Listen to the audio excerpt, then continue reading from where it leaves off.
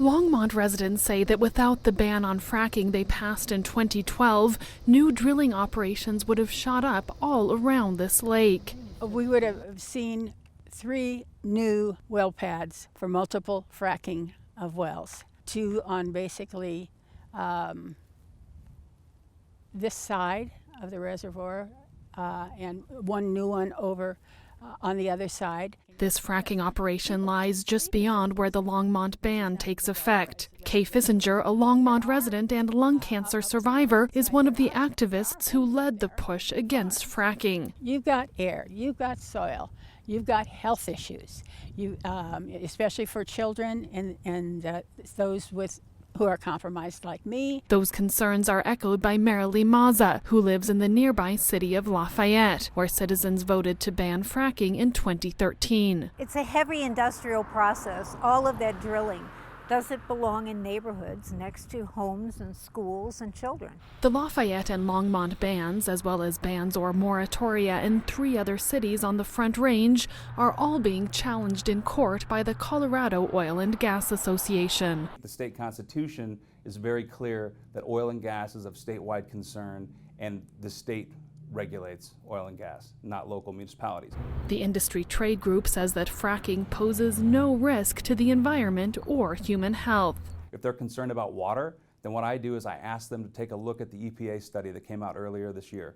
Barack Obama's EPA spent 4.5 years studying water and hydraulic fracturing and found no widespread or systemic pollution from hydraulic fracturing in our groundwater.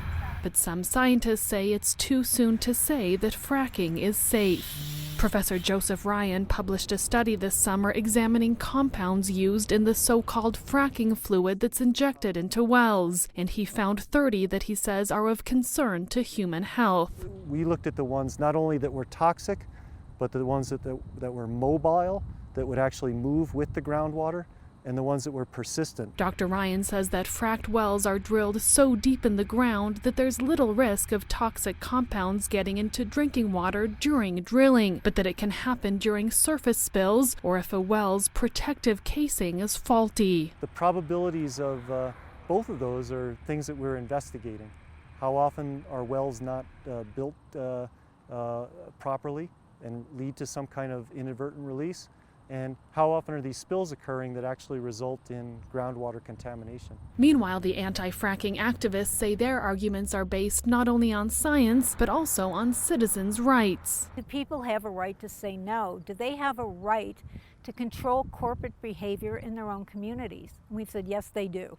But the oil and gas industry argues that the fracking bans are violating another fundamental right. One of the foundations of our democracy is property rights. And you have to remember, take the corporation out of it for a second and realize that individuals often own those mineral resources under the ground and have a right to develop those resources. The contentious debate over the fracking bans is likely headed to the Colorado Supreme Court, which is due to vote on whether or not to take on the case.